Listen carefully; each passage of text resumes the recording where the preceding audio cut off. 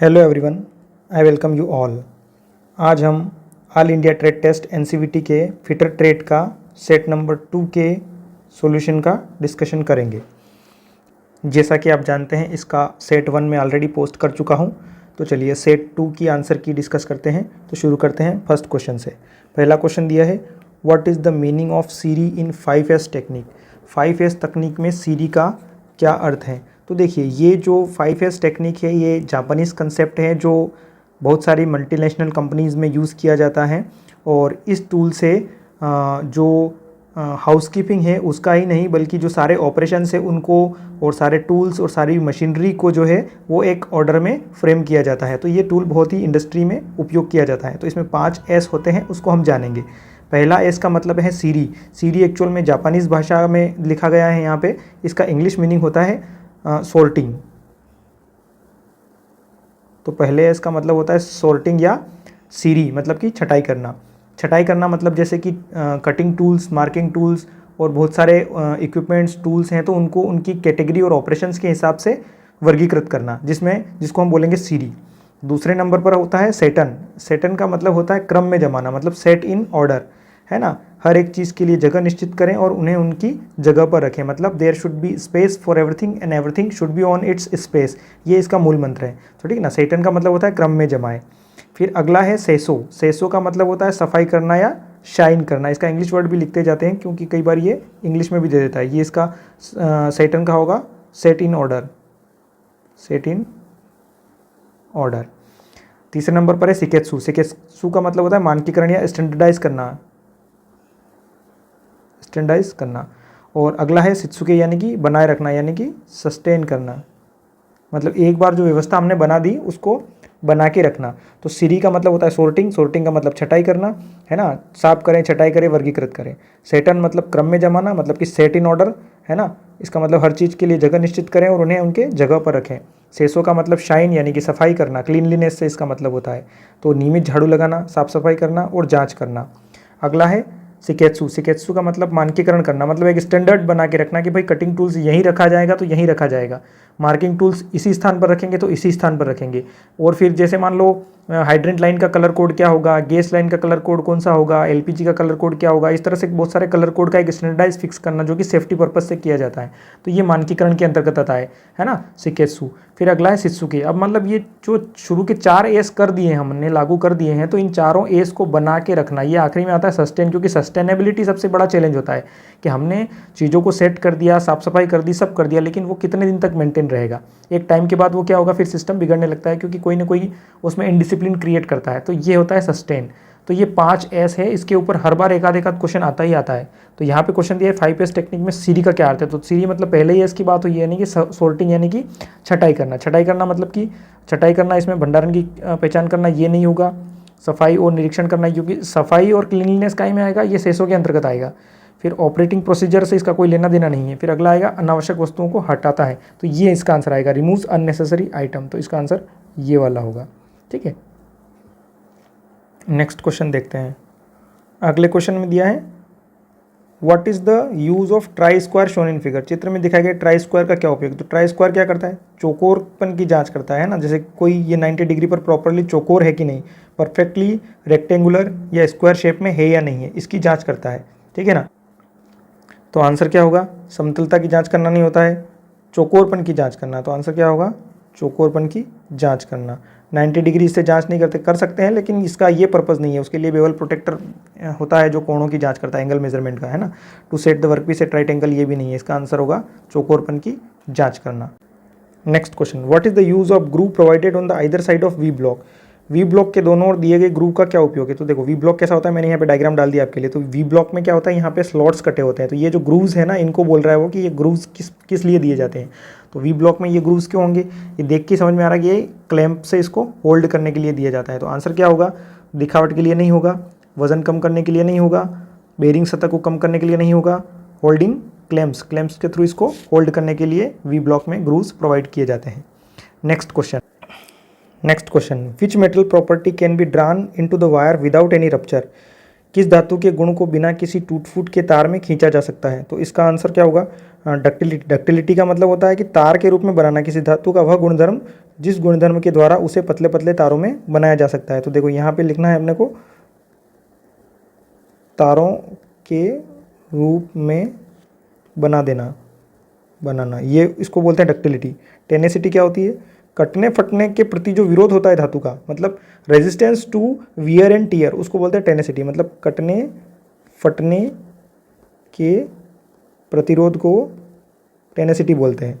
और इलास्टिसिटी क्या होती है? इलास्टिसिटी मतलब जैसे मान लो किसी धातु को हम खींचते हैं, तो खींचने के बाद जब बल हटा लेते हैं तो वापस अपनी पुरानी स्थिति में आ जाता है, इसको बोलते हैं इलास्टिसिटी, यानी कि अपनी विकृति को रिस्टोर कर लेना, है ना। तो इसमें क्या लिखेंगे? विकृति को रिस्टोर करना, ये कहलाएगा इलास्टिसिटी। मेलिएबिलिटी का मतलब क्या होगा? मेलिएबिलिटी मतलब हथौड़े से पीटने पर चादर के रूप में बनना, तो चादर के रूप में बनाना, उसको बोलते हैं हम मेलिएबिलिटी। तो ये धातु की बेसिक प्रॉपर्टी होती है, मेटल प्रॉपर्टी, और इससे एक आध क्वेश्चन हमेशा ही आता है, तो ये आप पढ़ के जाइएगा, है ना। तो यहाँ क्या दिया है? यहाँ दिया है धातु के गुण को बिना किसी टूट फूट के तार में खींचा जा सकता है। तार मतलब ये वायर ड्राइंग, वायर ड्राइंग में कौन सा उपयोग होता है? डक्टिलिटी। तो आंसर क्या हो जाएगा इसका? डक्टिलिटी। ठीक है, नेक्स्ट क्वेश्चन दिया है, why slots are provided in the slotted angle plate. Slotted angle plate में स्लॉट क्यों दिए जाते हैं? तो देखो ये एंगल प्लेट डायग्राम मैंने डाला यहाँ पे, तो इसमें ये जो स्लॉट दिए हैं ये काहे के लिए दिए होते हैं? तो ये क्या है? जॉब को होल्ड करने के लिए दिए जाएंगे। तो आंसर क्या हो जाएगा? जॉब क्लैंपिंग के लिए। तो यही पहला ही इसका विकल्प सही है ना। तो इसमें क्या है? बाकी का ऑप्शन आसान हैंडलिंग के लिए, ऐसा कोई पर्पज़ नहीं है, वजन कम करना, कुछ नहीं, बेहतर दिखावट के लिए, ऐसा कोई आंसर नहीं होगा। तो आंसर क्या हो जाएगा? ये हो जाएगा इसका। Next question, which metal property can resist the effect of tensile forces without any rupture. धातु का कौन सा धातु गुण बिना किसी टूट फूट के तन्य बलों के प्रभाव का प्रतिरोध कर सकता है? देखो, तन्य बलों के प्रभाव का प्रतिरोध करना, तन्य बलों के प्रभाव का प्रतिरोध करना मतलब जैसे कि टूट फूट से बचाना, मतलब वियर एंड टियर के प्रति विरोध। तो मैंने क्या बोला था? टेनेसिटी। टेनेसिटी मतलब जैसे इस क्वेश्चन में देख लो, ये रहा, कटने फटने के प्रति विरोध करना, क्या आएगा इसका आंसर? टेनेसिटी। तो इसी से इसका क्वेश्चन दिया है उसने कि टूट फूट एवं तन्यता बलों के प्रभाव के प्रतिरोध को क्या बोलेंगे अपन? टेनेसिटी बोलेंगे। तो आंसर क्या हो जाएगा? टेनेसिटी हो जाएगा। नेक्स्ट क्वेश्चन, चित्र में दिखाए गए समांतर ब्लॉक का नाम क्या है? What is the name of parallel blocks shown in figure. तो देखो ये पैरेलल ब्लॉक्स दिए हैं, इसका नाम क्या है? पैरेलल ब्लॉक्स में देखो ये इधर भी जा सकता है, इधर भी जा सकता है, अपनी हाइट को एडजस्ट किया जा सकता है इसमें। तो ये क्या है? एडजस्टमेंट आ जाएगा इसमें, ये एडजस्टेड पैरेलल ब्लॉक्स इसका आंसर हो जाएगा। ज़्यादा कुछ सोचने की जरूरत नहीं है इसमें, है ना। समायोज्य समांतर ब्लॉक हिंदी में बात करें या इंग्लिश में बात करें तो क्या हो गया? Adjustable parallel block. Next question, rough forging which marking media is applied in rough forging and casting. Rough forging और कास्टिंग में कौन सा मार्किंग मीडिया लगाया जाता है? अब ये क्वेश्चन मार्किंग मीडिया से। मार्किंग मीडिया क्या होता है? जैसे हम किसी मेटल की कटाई छटाई करते हैं, जैसे मान लो कोई मेटल है, ये मेटल का मान लो कोई ब्लॉक है, इस ब्लॉक पर हमें कुछ मार्किंग करना है। तो मार्किंग करने के लिए हम क्या करेंगे कि इसके सतह पर कुछ जैसे मान लो कोई लेप लगाएंगे, जैसे मान लो कोई एक वाइट वॉश कर दिया, है ना, या कॉपर सल्फेट का घोल लगा दिया, फिर इसके ऊपर हम किसी भी दूसरी स्क्राइबर के थ्रू मार्किंग करेंगे तो वो लाइन स्पष्ट रूप से दिखेगी। जैसे मान लो यहाँ होल काटना है, यहाँ मान लो इस प्रकार का कोई स्लॉट काटना है, तो ये लाइनें प्रॉपर दिखे उसके लिए इन जॉब पीस के ऊपर एक लेप लगाया जाता है, उसको बोलते हैं मार्किंग मीडिया। क्या बोलेंगे? Marking media. तो रफ फॉर्जिंग और कास्टिंग के लिए जो मार्किंग मीडिया यूज़ होगा वो होगा व्हाइट वॉश। तो आंसर क्या हो जाएगा? White wash. इसमें हम जैसे मान लो ये व्हाइट वॉश क्या हो जाएगा? ये रफ फॉर्जिंग और कास्टिंग के लिए यूज़ होगा। फिर पर्शियन ब्लू क्या होगा? फाइलिंग या फिनिश्ड सतह, फाइलिंग या फिनिश्ड सतह, है ना, फिनिश्ड सतह, सेमी फिनिश्ड मतलब बोल दो। और ये क्या होगा? सुपर फिनिश्ड के लिए यूज़ होगा। सुपर फिनिश्ड सतह पर क्या करेंगे? कॉपर सल्फेट लगाएंगे। और ये हाई एक्यूरेसी वाले ऑपरेशन जब होंगे वहाँ होंगे सेल्यूलोज लेकर, है ना, ये हाई एक्यूरेसी ऑपरेशन में क्या यूज़ होगा? सेल्यूलोज का लेकर। और कॉपर सल्फेट के बारे में एक और क्वेश्चन आता है, कौन सा वाइट जो मार्किंग मीडिया है वो जहरीला होता है, पॉइजनस होता है? तो ये क्या होता है? जहरीला होता है ना, इससे इंसानों को नुकसान पहुंच सकता है। तो ये कॉपर सल्फेट हो गया। लेकिन रफ फॉर्जिंग और कास्टिंग के लिए क्या यूज़ होगा? व्हाइट वॉश यूज़ होगा। और फॉर्जिंग और कास्टिंग क्या है? ये मेटल की प्रोसेस है। देखो फॉर्जिंग क्या होती है? फॉर्जिंग का मतलब होता है गर्म करके धातु को मोड़ना, है ना, गर्म करके मोड़ना, ये फॉर्जिंग होगा। और कास्टिंग में क्या होगा? पिघलाकर बनाना, पिघलाकर धातु पर काम करना और एक और होता है मशीनिंग। मशीनिंग में क्या करते हैं, काट छांट के धातु पर काम करते हैं, काट छांट कर धातु पर काम करना, इसको बोलते हैं मशीनिंग। तो ये 3 प्रोसेस होती है, फोर्जिंग, कास्टिंग और मशीनिंग। फोर्जिंग का मतलब गर्म करना, यानी कि पिघलाए बिना, है ना, रिक्रिस्टलाइजेशन टेम्परेचर के नीचे उसको गर्म करते हैं और फिर तोड़ते मोड़ते हैं, तो उसको बोलते हैं फोर्जिंग। कास्टिंग का मतलब होता है पिघला कर रीशेप करना, उसको कास्टिंग बोलेंगे। और मशीनिंग का मतलब कटाई छटाई करके उस पर काम करना, उसको बोलते हैं मशीनिंग, ठीक है ना। तो ये बेसिक प्रोसीजर होता है। Next question, which metal cutting saw is used for cutting different profiles. अलग अलग प्रोफाइल को काटने के लिए किस मेटल कटिंग सा का उपयोग किया जाता है। तो देखो, प्रोफाइल नाम का शब्द आ गया ना, तो प्रोफाइल को बोलते हैं कंटूरिंग।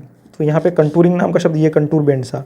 प्रोफाइल मतलब जैसे मान लो इस तरह का प्रोफाइल काटना, या इस तरह के कोई प्रोफाइल काटना, या ऐसा कुछ काटना, तो इस तरह की प्रोफाइल में काटना, इसको बोलते हैं कंटूरिंग, ठीक है ना। तो इसका आंसर क्या हो जाएगा, कंटूर बेंड सा। Next question, which metal property permits to permanent distortion before breaking. कौन सा धातु गुण टूटने से पहले स्थायी विकृति नहीं होने देता। मतलब स्थायी विकृति मतलब बिना टेढ़ा मेढ़ा हुए डायरेक्ट ब्रेक हो जाना, है ना, बिना टेढ़ा मेढ़ा हुए डायरेक्ट ब्रेक हो जाना। इस प्रॉपर्टी को क्या बोलते हैं, भंगुरता। भंगुरता को इंग्लिश में क्या बोलते हैं, ब्रिटलनेस। तो ये आंसर होगा इसका, ठीक है ना। सीधे ही टूटता है, इसमें टेढ़ा मेढ़ा नहीं होता है पदार्थ, विकृति नहीं आती उसमें, कुल मिला के बात ये है। Next question, why surface plates are made up of stress relieved and good quality cast iron. Surface plate तनाव मुक्त अच्छी गुणवत्ता वाले कास्ट आयरन से क्यों बनाई जाती है। अब सरफेस प्लेट आप सबने देखी होगी वर्कशॉप में, इस पर हम जॉब पीस को रखकर उस पर मार्किंग करते हैं, कुछ भी करते हैं, काम करते हैं, ठीक है ना। तो ये स्ट्रेस रिलीव्ड क्यों किया जाएगा, ताकि इसमें डिस्टोर्शन नहीं आए। क्योंकि इसके अंदर क्या होता है, जब बनाते हैं किसी भी मटेरियल को फॉर्म करते हैं तो उसके अंदर क्या होता है, स्ट्रेस डेवलप हो जाती है। तो वो स्ट्रेस रिलीव होने के बाद इसमें क्या डिस्टोर्शन पैदा नहीं हो, डिस्टोर्शन मतलब कि विकृति पैदा नहीं हो, उसके लिए इसको ऐसा बनाते हैं हम, अच्छी क्वालिटी के स्टील के द्वारा बनाते हैं। तो क्या है इसमें, विकृति रोकने के लिए, टू प्रिवेंट डिस्टोर्शन, ठीक। Next question, what is the main advantage of adjustable parallel block. Adjustable समांतर ब्लॉक का मुख्य लाभ क्या है। देखो, अभी पिछले क्वेश्चन में बताया था मैंने, इनको अपन एडजस्ट करके हाइट एडजस्टमेंट कर सकते हैं इससे। तो इसका मुख्य लाभ क्या होगा, इसका विभिन्न ऊंचाई को निर्धारित किया जा सकता है। इसमें हम अपने जैसी चाहे वैसी हाइट पर इसको रख सकते हैं, इधर से इधर मूव करके, ठीक है ना। तो ये इसका आंसर होगा। Next question, which part of a universal surface gauge is use to set scriber exactly at the required position. Universal surface gauge के किस हिस्से का उपयोग स्क्वायर को बिल्कुल आवश्यक स्थिति में सेट करने के लिए किया जाता है। देखो, अब इसमें ये जो मैंने डाला है इसमें डायग्राम, अब ये यूनिवर्सल है ना, यूनिवर्सल ब्लॉक है, यूनिवर्सल सरफेस गेज है। यूनिवर्सल सरफेस गेज को हम क्या करते हैं, मार्किंग के लिए, सेंटरिंग करने के लिए लेथ मशीन पर यूज़ करते हैं। इसमें ये वाला जो हिस्सा ये है स्क्राइबर, है ना। स्क्राइबर को पकड़ने के जो काम करता है वो है स्नग, लेकिन स्क्राइबर की एग्जैक्ट पोजीशन, इसने क्या बोला, एग्जैक्टली रिक्वायर्ड पोजीशन पर सेट करने के लिए काम आता है ये फाइन एडजस्टमेंट स्क्रू, इसको बोलते हैं फाइन एडजस्टमेंट स्क्रू। तो इसके पार्ट्स आप एक बार देख लीजिएगा, क्योंकि ये एग्जाम में पूछते हैं। तो ये इसको मैं थोड़ा सा बड़ा कर देता हूँ। तो देखो, इसमें कौन से भाग होते हैं, इसमें ये तो होता है स्नग, है ना, ये क्लैंपिंग नट होती है, ये स्पिंडल होता है ना, ये रोकर आर्म होती है, ये बेस होता है इसका, और ये वी ग्रू, ये एक्चुअल में लेथ के गाइड के ऊपर रन करता है। इसमें कई बार मैग्नेट्स भी लगे होते हैं ताकि ये हिले डुले नहीं। ये गाइड स्पिन होते हैं, और ये फाइन एडजस्टमेंट स्क्रू होता है जिसकी वजह से इसको एग्जैक्ट पोजीशन में होल्ड करते हैं। तो इसका आंसर क्या हो जाएगा, फाइन एडजस्टमेंट स्क्रू, ठीक है ना। तो this will be the answer, fine adjustment screw. Next question, which metal cutting saw is used for cut large cross section. अब बड़े क्रॉस सेक्शन को काटना है, कटिंग सा मतलब आरी, है ना। मेटल कटिंग सा का उपयोग बड़े क्रॉस सेक्शन काटने के लिए किया जाता है। तो कौन सी का करेंगे, पावर सा करेंगे। लेकिन पावर सा में भी जब बड़ा क्रॉस सेक्शन होगा तो पावर सा काम नहीं करेगी। पावर सा में हमें क्या लगाना पड़ेगा, पावर सा तो चलेगी लेकिन उसमें सर्कुलर सा लगाना पड़ेगी हमें, गोल गोल पहिए वाली, ठीक है ना।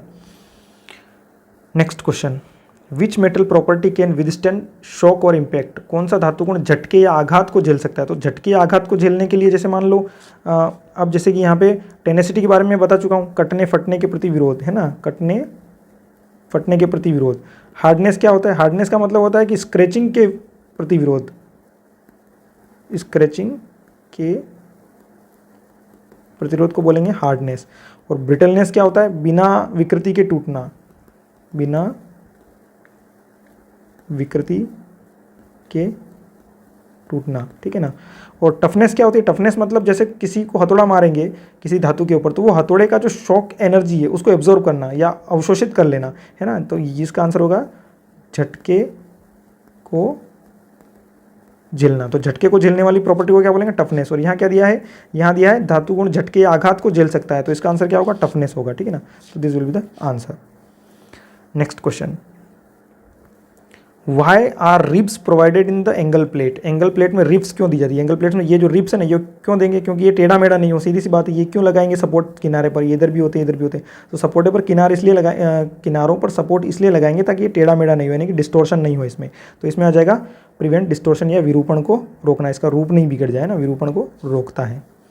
Next, which type of V block shown in figure? चित्र में कौन सा वी ब्लॉक है? तो वी ब्लॉक में क्या है? देखो, इसमें सिंगल ग्रू दिख रहा है, तो एक तो हो जाएगा सिंगल ग्रू, और ये डबल लेवल दिख रहा है, मतलब एक लेवल इधर है, एक लेवल इधर है, तो सिंगल ग्रू डबल लेवल हो जाएगा ये।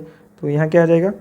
आंसर है ना ये डबल लेवल डबल ग्रू नहीं होगा, डबल लेवल सिंगल ग्रू, डबल लेवल सिंगल ग्रू, क्योंकि ग्रू एक ही दिख रहा है, ये ग्रू इसमें एक ही दिया है, ये सिंगल ग्रू लेकिन डबल लेवल है। कई बार इसमें क्या होता है? डबल ग्रू सिंगल लेवल आता है या डबल ग्रू डबल लेवल आता है, तो ये आप टाइप्स पढ़ के चले जाना इसका, ठीक है ना।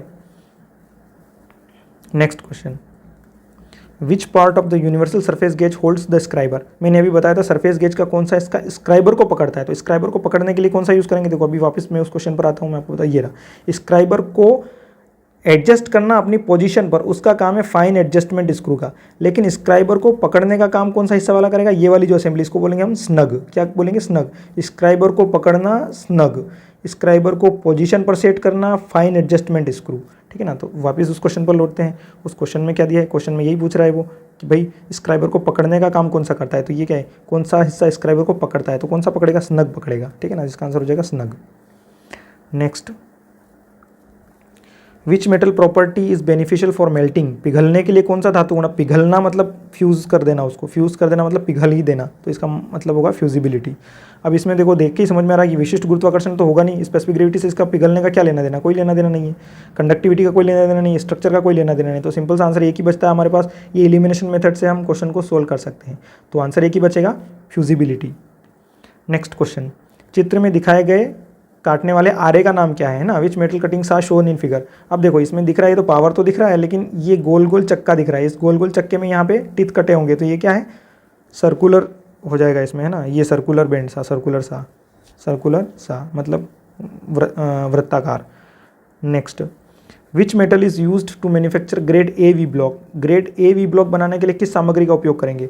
तो देखो, अब इसमें वी ब्लॉक है, यानी कि एक रिजिड सरफेस, और ये एक्यूरेट होना चाहिए ना, इसमें डिस्टोर्शन नहीं आना चाहिए समय के साथ, नहीं तो जॉब को गलत तरीके से होल्ड करेगा और फिर ऑपरेशन फेल होंगे। तो इसमें क्या होगा? अच्छी क्वालिटी वाले स्टील का उपयोग करेंगे, तो क्या आ जाएगा? हाई क्वालिटी स्टील का यूज़ करेंगे, उच्च गुणवत्ता वाला स्टील।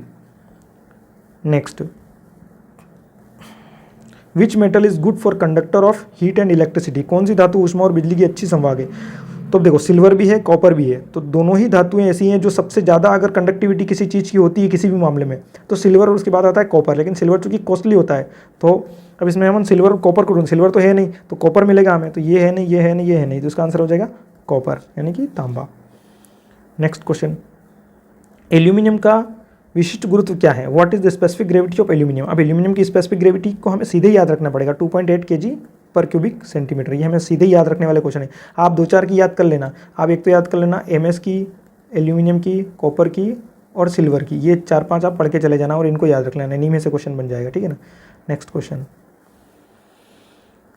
धातु के किस यांत्रिक गुण में घिसाव और घर्षण को झेलने की क्षमता होती है? Mechanical property of metal has ability to withstand wear and abrasion. मैंने बोला ना, स्क्रैच को झेलने की क्षमता क्या कहलाएगी?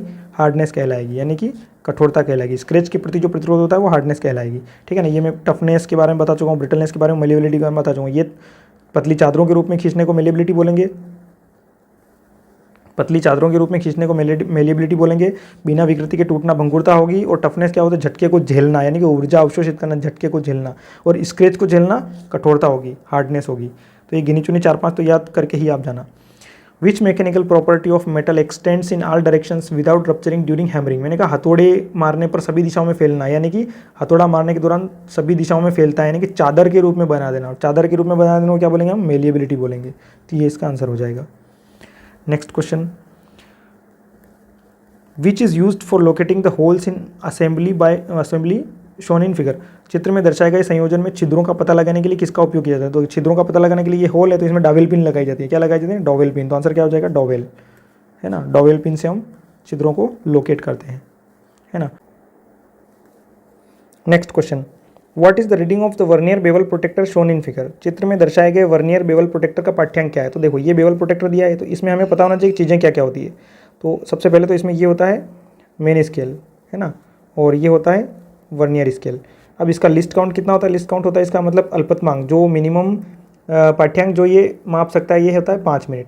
हम क्या करते हैं, इसको वर्नियर स्केल की रीडिंग लेके इसको लिस्ट काउंट से मल्टीप्लाई करते हैं और इन दोनों को फिर आपस में क्या करते हैं, जोड़ देते हैं। मेन स्केल की रीडिंग लेंगे, वर्नियर स्केल की रीडिंग लेंगे। वर्नियर स्केल की रीडिंग को लिस्ट काउंट से गुणा करेंगे, मतलब अल्पतमांक से गुणा करेंगे, और जो भी आएगा उसको हम मेन स्केल की रीडिंग में जोड़ देंगे। तो अभी इसमें देखते हैं क्या रीडिंग आती है।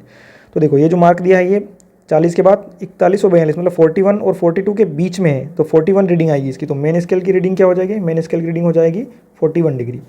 अब वर्नियर स्केल पे क्या दिख रहा है, वर्नियर स्केल पे दिख रहा है 0 के बाद 1 2 3 4 5 6 7 8 9 और 10 आएगा। तो यानी कि 10 को मल्टीप्लाई करेंगे हम किससे, लिस्ट काउंट से। तो वर्नियर स्केल की रीडिंग क्या हो जाएगी, वर्नियर स्केल की रीडिंग हो जाएगी हमारी 50। ये इसमें ऐड कर देंगे तो टोटल रीडिंग कितनी हो जाएगी, टोटल रीडिंग हो जाएगी 41 डिग्री 50 मिनट। ये इसका टोटल रीडिंग हो जाएगा। तो हमें इतना आसानी से इसकी रीडिंग मिल गई, ठीक है ना। तो आंसर क्या इसमें दिया होगा, ये दिया है, ठीक है ना, ये। तो ये इसका आंसर हो जाएगा 41 डिग्री 50 मिनट। नेक्स्ट क्वेश्चन है, what type of operation is carried out in a gang drilling machine. Gang का मतलब क्या होता है, जैसे किसी गैंग ने हमला कर दिया, मतलब गैंग मतलब एक साथ एक के बाद एक ने हमला कर दिया, तो उसको बोलते हैं गैंग, है ना। तो गैंग ड्रिलिंग मशीन में किस प्रकार का ऑपरेशन किया जाता है। तो इसमें देखो मैंने आपके लिए ये टाइप्स ऑफ ड्रिलिंग मशीन डाल दी है। सेंसिटिव ड्रिलिंग मशीन है पहली बार, इसको थोड़ा बड़ा कर लेते हैं। ये अब इसमें क्या है, ये है sensitive drilling machine. Sensitive drilling machine में क्या होता है, इसमें बहुत सारे कंट्रोल्स होते हैं, टूल्स को भी, आर्म को भी, है ना, बेंच को भी। हम सभी तरह से इसको कंट्रोल कर सकते हैं, क्योंकि ये सेंसिटिव और एक्यूरेट ऑपरेशन करने के लिए यूज़ की जाती है, इसलिए इसका नाम क्या है, सेंसिटिव ड्रिलिंग मशीन। तो ये तो होगी sensitive drilling machine. Pillar type में क्या होता है, सिंपल एक पिलर होता है, इसको अपन इसको ऊपर नीचे कर सकते हैं बस, इसमें और कोई मूवमेंट नहीं होता है, ठीक है ना। तो इसमें इसके पार्ट्स के नाम आप देख लेना एक बार। ये स्पिंडल है, ये फिक्स्ड हेड है, एडजस्टेबल हेड है, स्पिंडल है, ड्रिल चक है, टेबल, मतलब जिसमें ड्रिल बिट लगाते हैं वो ड्रिल चक है। इस पर क्वेश्चन आता है कई बार, तो ये ड्रिल चक होता है। तो इस टाइप की जो मशीनें होती है उसको बोलते हैं हम pillar type drilling machine.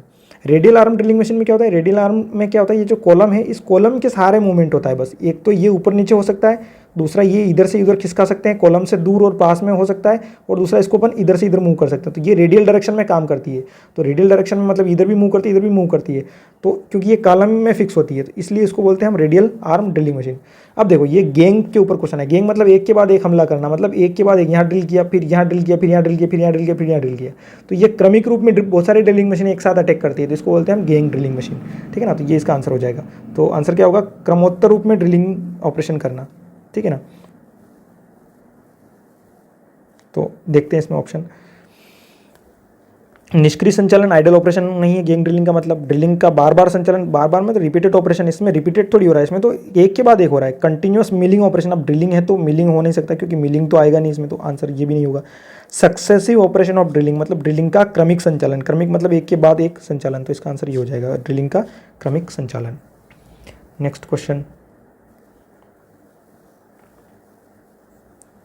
Next question इसमें दिया है, which is an integral part of stock in vernier bevel protector. Vernier bevel protector में स्टॉक का एक अभिन्न हिस्सा कौन सा है। तो देखो स्टॉक, ये वर्नियर बेवल प्रोटेक्टर का डायग्राम मैंने डाला है यहाँ पे। तो ये है स्टॉक। स्टॉक मतलब एक ब्लेड होती है, ये फिक्स्ड हिस्सा होता है। इस फिक्स्ड हिस्से के साथ ये जो डायल है, ये डायल इसमें इसके साथ ही फिक्स रहता है ना। ये डायल और ये स्टॉक एक ही इंटीग्रल पार्ट होते हैं।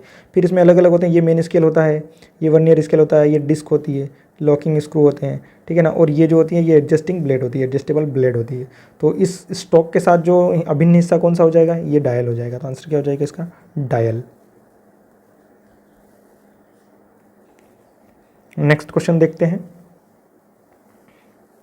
नेक्स्ट क्वेश्चन दिया है इसमें, what is the name of the part marked as X as shown in figure. चित्र में दिखाई एक्स चिन्हित भाग का नाम क्या है। तो ये काय का चिन्ह है, ये माइक्रोमीटर का डायग्राम है। माइक्रोमीटर में मतलब मैंने ये स्क्रू गेज का डायग्राम है। स्क्रू गेज में जो पार्ट्स है वो आपको पता होना चाहिए। इसको बोलते हैं एनविल, एनविल।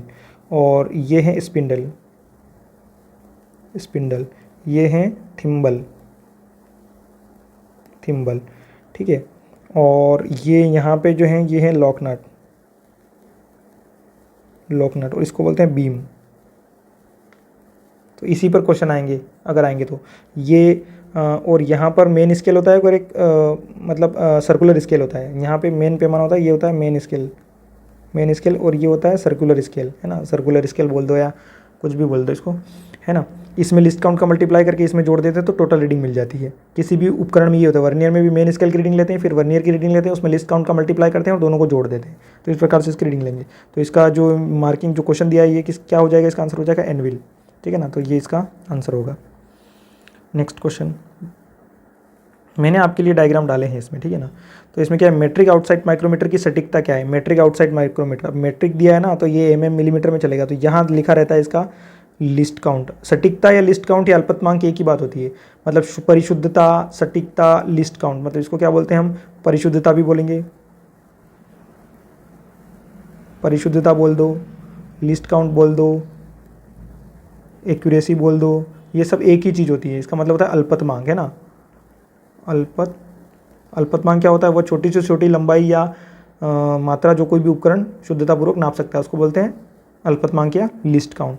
तो माइक्रोमीटर का कितना होता है याद ही रखना है मेरे को, क्या होता है इसमें लिखा ही है 0.01 mm, ठीक है। Next question, what is the name of part x, मतलब चित्र में दिखाया गया। इसका मैंने कहा था ना ड्रिलिंग मशीन में चक से क्वेश्चन आता है, तो ड्रिल बिट जहाँ पे लगता है उसको बोलते हैं ड्रिल चक। तो ये ड्रिल चक है, ये कॉलम हो गया, ये पिलर हो गया, स्टैंड हो गया, सब बहुत सारी चीज़ें आप देख लेना डायग्राम मैंने जो इसमें डाले हैं। तो इसका आंसर क्या हो जाएगा, ड्रिल चक, ये हो जाएगा ड्रिल चक, ठीक। Next question, what is the part marked x, मतलब जो ये दिया है इसका नाम क्या है। तो चित्र में दिखाया गया एक्स चिन्हित भाग का नाम क्या है, तो ये देखो ये हाइट गेज है। हाइट गेज में क्या, ये जो स्लोटेड एनविल है, ये स्लोटेड एनविल इसी के सहारे चलता है, तो इसका नाम क्या हो जाएगा। देखो इसमें दिया होगा स्लाइड करने वाला, ये स्लाइड मतलब जो फिसलना है। देखो ये सीधी सी बात दिख ही रहा है ना इसकी, ये जो है इस स्केल के सहारे ये ऊपर और नीचे फिसलेगा, ऊपर और नीचे फिसलेगा ये, तो स्लाइड करेगा। तो स्लाइड का ही नाम का शब्द दिख रहा है, ये आ गया स्लाइड, है ना। तो ये क्या, फाइन एडजस्टिंग स्लाइड हो गया इसका answer, fine adjusting slide. Question में ही आंसर छुपे हैं आपके, ठीक है। Next question, what is the name of drilling machine shown in figure, चित्र में दिखाई गई ड्रिलिंग मशीन, आप इसको देख के ही बता दोगे ये क्या है, पिलर टाइप है। मैंने बताया था ना पिलर में कुछ नहीं होता है, सिर्फ एक पिलर होता है, इसके ऊपर आर्म लगी होती है, तो ये पिलर टाइप ड्रिलिंग मशीन हो गई, ये हो जाएगा पिलर ड्रिलिंग मशीन, ठीक। Next question, depth, how can a wide range of depth can be measured using depth micrometer. अब डेप्थ माइक्रोमीटर का उपयोग करके गहराई की विस्तृत श्रृंखला को कैसे नापा जा सकता है। विस्तृत श्रृंखला मतलब रेंज बढ़ाने की बात हो रही है, और वाइड रेंज में अगर किसी एपरेटस को यूज़ करना है तो उसको बोलते हैं एक्सटेंड करना, रेंज एक्सटेंड करना, है ना, बढ़ाना। तो क्या करेंगे, इसके साथ एक्सटेंशन रॉड का उपयोग करेंगे, तो यूज़ ऑफ एक्सटेंशन रॉड। तो इसका आंसर क्या हो जाएगा, एक्सटेंशन रॉड का उपयोग करके। अब देखो इसके चित्र मैंने डायग्राम यहाँ पे डाल दिया, ये होता है वर्नियर डेप्थ गेज। तो वर्नियर डेप्थ गेज इसकी इस प्रकार का चित्र होता है इसमें, इसको बोलते हैं रेचेट, ठीक है ना। ये होता है रेचेट, और ये इसको बोलते हैं थिम्बल।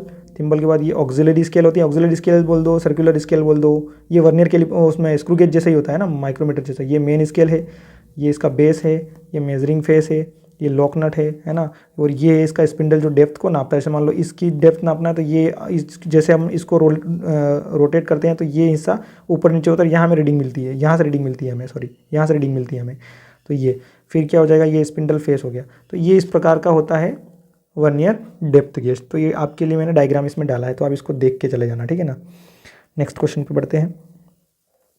नेक्स्ट क्वेश्चन दिया है, which part of a drilling machine is used to achieve set a different speed, है ना। ड्रिलिंग मशीन के किस भाग का उपयोग अलग अलग गति निर्धारित करने के लिए किया जाता है। तो देखो अलग अलग गति निर्धारित करने के लिए ये ड्रिल मशीन का डायग्राम है। तो यहाँ पे होती 3 टाइप की स्पीड, है ना, 3 स्पीड, ये 3 स्पीड। ये क्या, इसको बोलते हैं स्टेप्ड पुली, मतलब इस पुली की 3 टाइप की साइज, ये आपने थ्रेशर मशीन्स में देखा होगा। तो जनरली गांव में थ्रेशर मशीन यूज़ होती है, तो इसलिए मैंने बताया आपको। तो ये यहाँ पे 1 पुली और 2 पुली, इनके ऊपर बेल्ट ड्राइव को अपन क्या करते हैं, एडजस्ट करते हैं कि अपने को कितने आरपीएम पर एक्चुअल में ड्रिलिंग मशीन चाहिए। तो ये ड्रिल के जो आरपीएम है यहाँ कम ज़्यादा करने के लिए हम इस बेल्ट को ऊपर नीचे करते हैं इन स्टेप्ड पुली में। तो ये स्टेप्ड पुली, ये ड्रिलिंग मशीन का डायग्राम है ना। ये पुली हो जाएगी, ये आर्म हो जाएगी, ये हैंड फीड हो गया, डेप्थ में इंस्ट्रूमेंट हो गया, ये स्पिंडल क्लैंप हो गया, ये स्पिंडल हो गया, ये चक हो गया, ये वर्क टेबल हो गई, ठीक है ना। ये बेल्ट और ये गार्ड, ये इलेक्ट्रिक मोटर, ये टेबल क्लैंप, ये कॉलम और ये बेस, ये इसके नाम हो गए, पार्ट्स के नाम। तो ये आप एक बार देख लेना। तो इसका आंसर क्या हो जाएगा, स्टेप्ड पुली, ये आंसर होगा इसका। तो ये इसका आंसर हो जाएगा स्टेप्ड पुली, ठीक। नेक्स्ट क्वेश्चन, इसमें दिया है identify the type of drilling machine whose spindle head is moved towards और away from the column.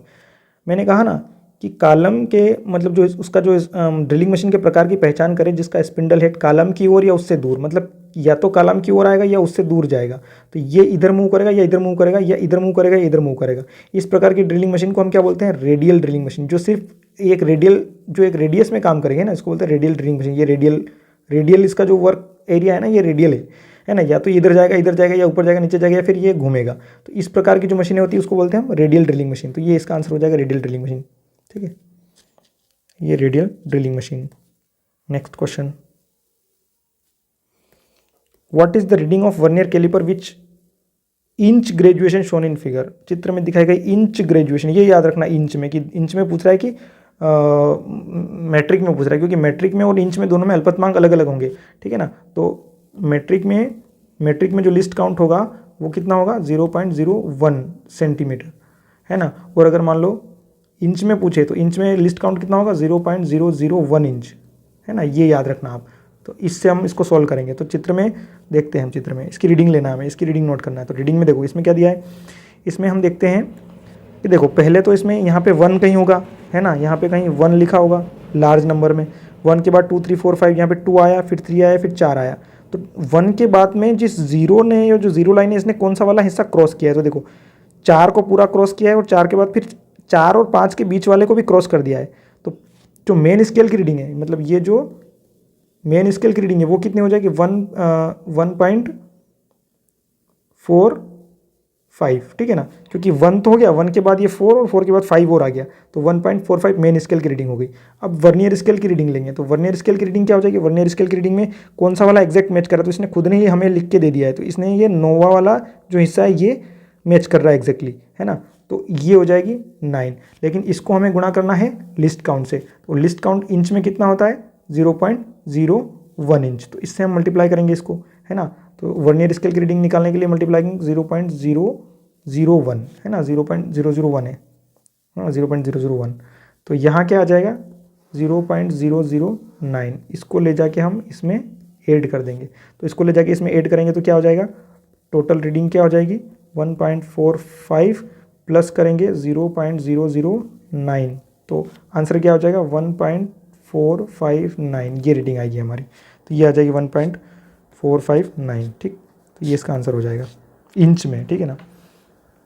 Next question, अब ये WCS के क्वेश्चन आ गए हैं। WCS में क्या दिखा है? What is the termed as the quantity of matter content in a body. वस्तु में निहित पदार्थ की मात्रा को क्या कहेंगे? पदार्थ की मात्रा क्या कहलाएगी? द्रव्यमान कहलाएगी। मास, वजन, उसी से तो बनेगा कि कितना पदार्थ भरा हुआ है उसमें, तो ये हो जाएगा द्रव्यमान।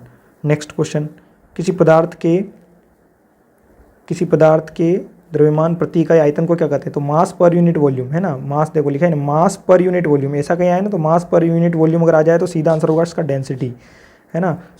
मास पर यूनिट वॉल्यूम, द्रव्यमान प्रति इकाई आयतन। द्रव्यमान प्रति इकाई आयतन का मतलब होता है एक इकाई आयतन में। तो डेंसिटी क्या होती है? डेंसिटी रो होती है मास पर यूनिट वॉल्यूम। ठीक है ना, तो ये इसका घनत्व का फार्मूला है, तो इसका आंसर क्या हो जाएगा? घनत्व हो जाएगा। Next, what is the ratio of power output to power input. शक्ति आउटपुट और शक्ति इनपुट का अनुपात क्या होगा? देखो हमने दिया क्या और उससे मिला क्या, तो मिला क्या बटे में दिया क्या, उसका जो अनुपात होगा उसको बोलते हैं दक्षता। क्या बोलेंगे? दक्षता, यानी कि एफिशिएंसी। तो एफिशिएंसी का फार्मूला क्या होता है? एफिशिएंसी होती है, एफिशिएंसी को ईटा से दिखाते हैं, ये ग्रीक लेटर है, ठीक है ना। इसमें दिखाते हैं आउटपुट पावर अपॉन में इनपुट पावर, ठीक है ना। तो ये आंसर हो जाएगा इसका, तो आंसर होगा इसका दक्षता। Next question, how many watts for 1 horse power in British system. British system में 1 हार्स पावर कितने वाट्स होंगे? 1 HP इक्वल टू 746 वाट। जग जाहिर क्वेश्चन है ये, इसमें कुछ भी डाउट नहीं है। नेक्स्ट, ऊष्मा की एसआई इकाई क्या है? 7 एसआई इकाइयों की मात्रा का आप जरूर पढ़ के जाना, ठीक है ना। 7 ही हैं टोटल एसआई यूनिट्स, और ऊष्मा की इकाई क्या है? जूल। ठीक, बाकी मैं आपके लिए होमवर्क में छोड़ रहा हूँ। Next question, what is known for temperature at which any solid melts into liquid. किस तापमान पर कोई ठोस द्रव में पिघलता है? तो ठोस से द्रव में पिघलना क्या कहलाएगा? अपने को मेल्टिंग कहलाएगा। गलना, गलेगा तभी तो मेल्ट होगा, मतलब पिघलेगा। तो सिंपल आंसर है ना। Next question, identify the conventional symbol. अब ये ड्राइंग के क्वेश्चन आ गए। कन्वेंशनल सिंबल मतलब सीधे ही आंसर लगाना है चित्र देख के। तो देखो क्या दिख रहा है आपको, ये क्या दिख रहा है, ये आपको दिख रहा है सॉलिड चीज़ कोई भी। तो सॉलिड चीज़ में क्या होगा, यहाँ पे देखो कांच तो होगा नहीं, कांच का अलग ही सिंबल होगा। कांच इस तरह से होगा, ये इस तरह से जो रिफ्लेक्शन आएगा इस तरह का सिंबल होगा ग्लास का, ये इस तरह का। अब ये टोटल लाइनें दिख रही तो क्या हो जाएगा, ये इस्पात होगा, तो इसका आंसर क्या हो जाएगा, स्टील। नेक्स्ट ये देखो कांच का आ ही गया, ये क्या है, कांच जैसा दिख रहा है, तो इसका आंसर हो जाएगा, ये हो जाएगा ग्लास। ठीक, नेक्स्ट अब ये देखो इस कितने सिंबल से क्वेश्चन है, ये देखो कंक्रीट जैसा दिख रहा है, ठोस सॉलिड, तो इसका आंसर क्या हो जाएगा, दिख रहा है इसमें, ये रहा कंक्रीट ठोस। नेक्स्ट क्वेश्चन, A4 शीट का ट्रिम किया हुआ आकार क्या होता है। तो देखो इसमें A4 ये ड्राइंग शीट होती है, A4 A0 A1 A2 A3 और A4। तो इसमें अपने को कुछ नहीं, एक याद रख लेना केवल कि भाई शुरुआत होती है 841 से 1189 से। A0 साइज़ याद रख लेना है कि 841 से 1189 होती है और सबसे बड़ा साइज़ होता है। तो 841 1189 में क्या है, लगभग इसका आधा यहाँ लिखना है। तो 1189 मतलब लगभग 1200 है, तो लगभग 1200 का आधा होगा लगभग 600। तो 1189 का लगभग आधा 600 हो जाएंगे 594, और इसको सीधा यहाँ लिख देना है। फिर इसका लगभग आधा 420 होगा, क्योंकि 841 मतलब क्या हो जाएगा, लगभग 850 के आसपास है, 850 मतलब 400 से थोड़ा ज़्यादा, तो 420 हो जाएगा, और ये ऐसा कैसा यहाँ लिख देना है। फिर इसका लगभग आधा देखो, ये लगभग 300 के आसपास है, 600 के आसपास है, 600 के आसपास लगभग 300 हो जाएगा, तो 594 का आधा 297 लिख दिया हमने, और ये इसको ऐसा कैसा यहाँ लिख दिया। फिर ये 420 का आधा लगभग 210, और इसको हमने ऐसा यहाँ लिख दिया। तो इस तरह से ये पूरी आप टेबल आसानी से बना सकते हो, थोड़ा बहुत अगर आपको क्लू याद है तो। अब इसने क्या पूछा है, A4 का पूछा है, तो A4 के लिए ये आंसर होगा, तो क्या होगा, ये 210 और 297, तो ये हो जाएगा 210 297, तो ये इसका आंसर हो जाएगा। और आपके नॉलेज के लिए कौन सी ड्राइंग शीट बड़ी होती है, ये डायग्राम मैंने इसमें डाला है। तो देखो ये A0 सबसे बड़ा साइज़, फिर इससे छोटा A1, फिर इससे छोटा A2, फिर ये A3, फिर A4, ये A4 साइज़ है, ये A5 साइज़ है। तो मतलब जितना नंबर बढ़ेगा उतनी साइज़ छोटी होती जाएगी, ये इतना आप याद रखना है, ठीक है ना। ये नेक्स्ट क्वेश्चन, IS मानक के अनुसार कौन सा ड्राइंग आयाम सही है, डायमेंशनिंग का तरीका कौन सा सही है। तो अब देखो ये ठीक लग रहा है, अभी इसको ऑप्शन में रखते हैं कि ये भी अंदर और ये थोड़ा बाहर की तरफ दिया है। अब इसमें ये बाहर है, ये दोनों बाहर हो गए, तो अभी देखो ये तो होगा नहीं, क्योंकि ये तो बाहर है ये अंदर है, तो ये नहीं होगा, ये तो हो ही नहीं सकता। फिर ये भी अंदर ये बाहर, ये तो हो ही नहीं सकता, मतलब या तो आंसर ये होगा या फिर आंसर ये होगा। लेकिन इसमें अगर ये साइड वाली बाहर है तो ये दोनों अंदर होगी, थे ना, ये आंसर होगा इसका। तो इसका ऑप्शन क्या हो जाएगा, A1 सही होगा इसका। ठीक, नेक्स्ट क्वेश्चन, इसमें प्रिज्म का नाम पूछा है। तो देखो सबसे पहले तो प्रिज्म क्या होता है, प्रिज्म मतलब ये टॉप और बॉटम फ्लेट होता है ना, तो उसको बोलते हैं प्रिज्म, जिसमें टॉप और बॉटम फ्लेट होता है। तो मैंने डायग्राम भी डाला यहाँ पे, तो जिसमें टॉप और बॉटम फ्लेट होंगे उसको बोलते हैं प्रिज्म। तो टॉप और बॉटम फ्लेट होंगे उसको बोलेंगे प्रिज्म, और जिसमें नुकीला हिस्सा होगा, ऊपर वाला नुकीला होगा और नीचे बेस फ्लेट होगा, उसको बोलते हैं पिरामिड। पिरामिड मतलब ऊपर, अभी हेक्सागोनल भी हो सकता है, पेंटागन भी हो सकता है, कुछ भी हो सकता है। तो यहाँ कुछ भी बेस के हिसाब से हम देखेंगे कि कितने उसमें जो है वो कोने बने हुए हैं, कॉर्नर कितने हैं, शार्प कॉर्नर, तो उससे हम पता लगाएंगे कौन सा वाला पिरामिड है। और सेम इसमें भी पता लगाएंगे कितने सारे एजेस उसमें हैं, तो उससे पता लगाएंगे कौन सा वाला प्रिज्म है। तो देखो इसमें प्रिज्म दिया है, टॉप और बॉटम फ्लेट होगा। अब कौन सा वाला प्रिज्म है तो देखते हैं, 1 2 3 4 5 और 6, नंबर ऑफ एजेस कितनी है, तो नंबर ऑफ एजेस या नंबर ऑफ एपेक्स, इससे भी पता लगा सकते हैं, मतलब कोने गिन लो या फिर एजेस गिन लो। तो 6 में क्या आता है, हेक्सागोन आता है, तो ये हो जाएगा ये हेक्सागोनल प्रिज्म, तो ये इसका आंसर हो जाएगा हेक्सागोनल प्रिज्म। नेक्स्ट क्वेश्चन, अब ये एम्प्लॉयबिलिटी के क्वेश्चन आ गए। Fill in the blanks with correct, they good friends, बहुवचन है, दे के साथ क्या आएगा, इजी आर में से आर आएगा, तो इसका आंसर हो जाएगा आर। ठीक, next fill in the blank, fill in the blank with present progressive tense. Present progressive मतलब प्रेजेंट कंटिन्यूअस टेंस की वर्ब का भरना है इसमें, the train through the tunnel. तो प्रेजेंट कंटिन्यूअस या प्रेजेंट प्रोग्रेसिव की सहायक क्रिया ये रही, इज पासिंग आएगा, इज आएगा और ING लगेगा वर्ब के फर्स्ट फॉर्म में, तो ये इसका आंसर हो जाएगा। Next question, fill in the blank with proper interrogative adjective. Adjective मतलब है ना, जो आगे के सेंटेंस के बारे में जानकारी देंगे कि वो कौन सा वाक्य होगा। तो क्वेश्चन मार्क में क्या आएगा, आर यू गोइंग, मतलब जगह का नाम पूछ रहा है, तो आर यू गोइंग जगह में क्या आ जाएगा, वेयर आएगा, कहाँ जा रहे हो, है ना, वेयर आर यू गोइंग, तो इसका आंसर होगा where. Next question, fill in the blank with proper pronoun. Pronoun मतलब ऐसे जो वर्ड होते हैं वो जो नाउन के स्थान पे काम में आते हैं उनको बोलते हैं प्रोनाउन, है ना। संज्ञा की जगह काम में आने वाले शब्दों को बोलते हैं सर्वनाम या pronoun. I made this cake, I के लिए क्या आ जाएगा, माई सेल्फ आ जाएगा, भाई मैंने खुद से ये केक बनाया है, तो ये माई सेल्फ आ जाएगा। Next question, fill in the blank with proper pronoun. Pronoun का मतलब होता है कि जैसे इसमें शी दिया है, तो शी के लिए कौन सा प्रोनाउन होगा, शी के लिए हर सेल्फ आ जाएगा, तो ये हर सेल्फ आ जाएगा। She made this cake bye her self, है ना, तो हर सेल्फ आ जाएगा। नेक्स्ट, प्रॉपर रिफ्लेक्सिव प्रोनाउन लिखना है यहाँ पे, fill in the blank with proper reflexive. Reflexive मतलब शी हैज़ हर्ट, अब शी हैज़ हर्ट में माई सेल्फ नहीं, हर सेल्फ आ जाएगा इसमें भी हर सेल्फ आएगा। इट तो मतलब निर्जीव चीज़ों के लिए इट का यूज़ होता है, तो ये हो जाएगा हर सेल्फ। इंसान है तो वो ही या हर ऐसा इस्तेमाल होगा। Next, fill in the blank with suitable adjective for given sentence. The little girl's eyes revealed her mischief. mischief मतलब शरारत, revealed मतलब आंखों में दिखना, शरारत चमकना, इस तरह से। तो आइज़ में शरारत चमक रही थी, तो इसमें आइज़ के लिए क्या यूज़ करते हैं, ट्विंकलिंग मतलब आंखें टिमटिमाना। कभी वी कैसा नहीं आएगा, इसमें ट्विंकलिंग आएगा, तो इसका आंसर होगा ट्विंकलिंग। थोड़ा इंग्लिश आपको पता होना चाहिए, ठीक है। Next, fill in the blank with suitable place preposition my house is. अब देखो ऊंचाई पर बात हो रही, किसी चीज़ की ऊंचाई पर अगर बात होती है तो वहाँ ऑन आता है। जैसे टेबल पर रखी है तो on the table, on the third floor, on the roof, छत पर, तो ऑन आता है। लेकिन कहीं देखने की, जैसे पिक्चर की ओर देखो तो यहाँ आ जाएगा at the picture, look at the picture, look at the ground, है ना, इस तरह से। तो यहाँ पर क्या आएगा, यहाँ पे ऑन आएगा, तो इसका आंसर हो जाएगा on. Next, fill in the correct question word. Question word डालना है इसमें, is the speaker in the function. भाई फंक्शन में स्पीकर कौन है, कौन के लिए क्या आएगा, हूँ आएगा, है ना, तो इसका आंसर हो जाएगा हूँ। Next question, low level language is called, ये कंप्यूटर से क्वेश्चन है। निम्न स्तरीय भाषा को क्या बोलेंगे हम, मशीन लैंग्वेज को बोलेंगे। तो मशीन लैंग्वेज क्या है, लो लेवल लैंग्वेज है। मशीन भाषा को फिर हम क्या करते हैं, हाई लेवल लैंग्वेज, जैसे C, C plus plus, C plus plus, Java, Oracle, ये क्या है, ये हाई लेवल लैंग्वेजेस है, तो ये आंसर हो जाएगा इसका। Next, pronunciation refers to. Pronunciation मतलब किसी शब्द को बोलना, है ना, स्वर निकालना, तो ध्वनि का उत्पादन बोलेंगे pronunciation, production of sound. Pronounce करना मतलब किसी शब्द को बोलना या उच्चारित करना, ठीक।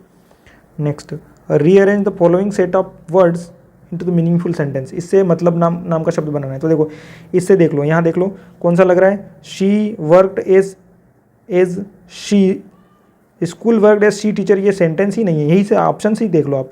She worked as a school teacher, तो देखिए ये सही जम रहा है, शी है, हाँ शी है, वर्कड एज स्कूल, ये स्कूल ये भी है और स्कूल भी है, टीचर यानी कि टीचर, ये एग्जैक्ट मैच कर गया, तो आंसर क्या हो जाएगा, यही होगा आंसर, ये इसका आंसर हो जाएगा, she worked as a school teacher, ठीक है ना। अभी देखो इसमें भी देखोगे तो ये जमेगा नहीं आपको, शी टीचर वर्कड थोड़ी होता है, worked she as a school, ये कुछ देख के ही समझ में आएगा, तो यही आंसर होगा इसका, ठीक है ना।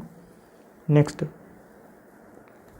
Rise and fall of pitch of voice is called. देखो पिच की आवाज़ का गिरना और उठना, मतलब आवाज़ में जो उतार चढ़ाव होता है ना, उसको क्या बोलेंगे, आवाज़ के उतार चढ़ाव को बोलेंगे हम इंटोनेशन। लिख दिया इसने आवाज़ का उतार चढ़ाव, हिंदी में ही लिख दिया इसने, तो आवाज़ का उतार चढ़ाव यानी कि इंटोनेशन हो जाएगा।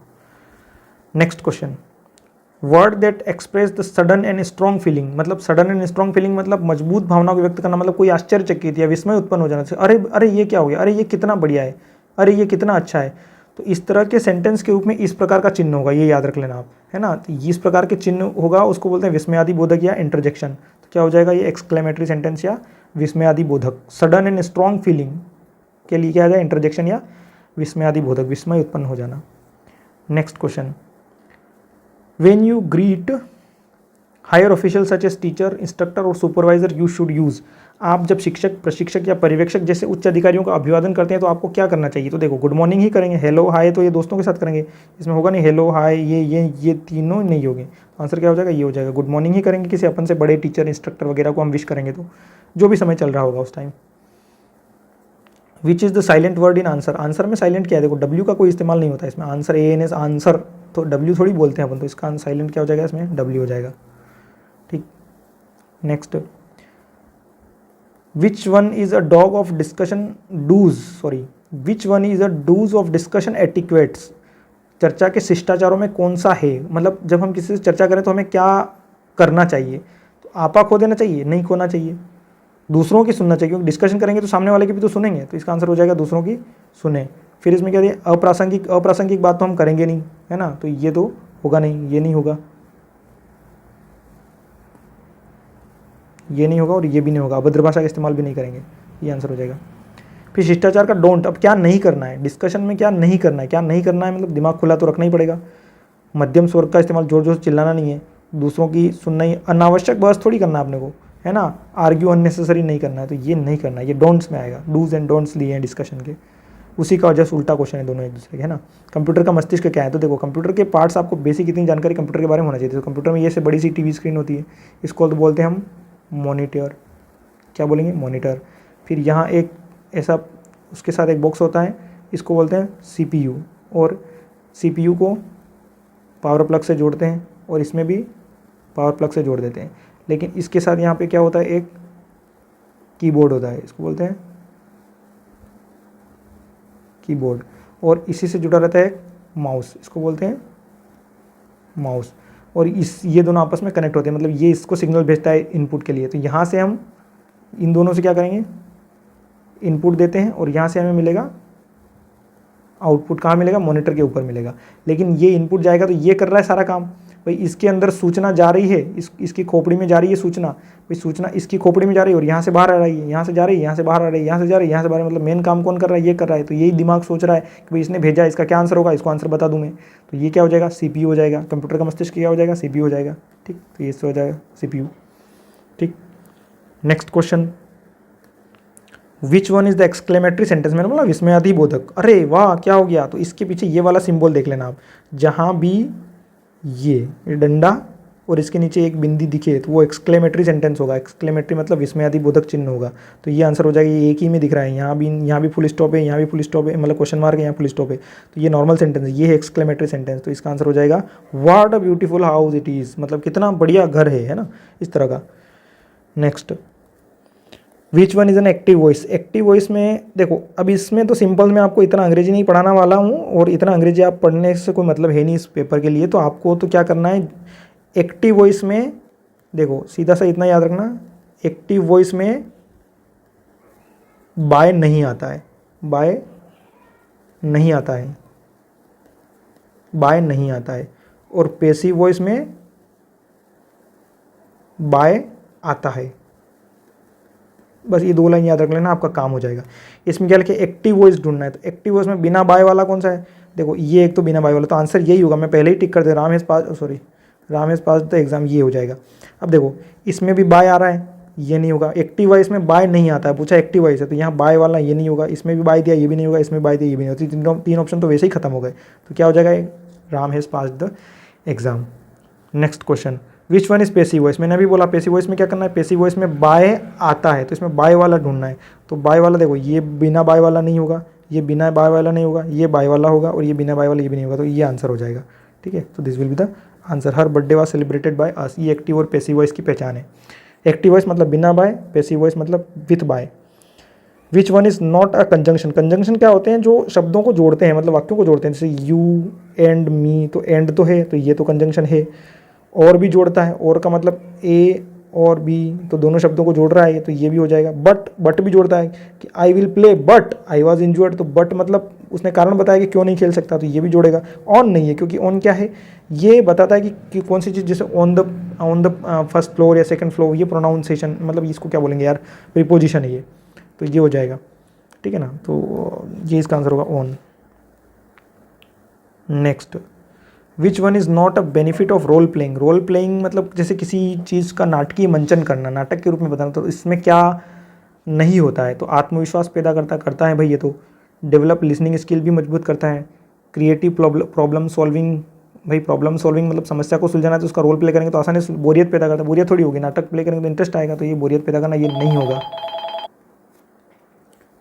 Next last question, which one is not a vowel. स्वर कौन सा नहीं, 5 स्वर ए ई आई ओ यू, तो एफ नहीं होगा। सिंपल सी बात है, तो आप याद रखना। स्वर कौन से हैं, ए ई आई ओ यू, ये 5 हैं। बाकी सब क्या है, ये क्या है, स्वर, वोवेल। बाकी क्या है, बाकी है कॉन्सोनेंट। कॉन्सोनेंट मतलब व्यंजन, और ये क्या है, स्वर। तो ये था आज का फिटर ट्रेड का सेट नंबर 2। अगर जल्दी ही मैं सेट नंबर 3 पोस्ट कर पाए तो ठीक है, नहीं तो आप इनको देख के जाइएगा एग्ज़ाम में। मैं कोशिश करूँगा कि जल्दी ही आपके लिए सेट नंबर 3 लेकर आऊँ। तो आपको वीडियो कैसा लगा उसके लिए आप कमेंट सेक्शन में बताएं, और दोस्तों को शेयर कीजिए और पढ़ते रहिए। Thank you very much.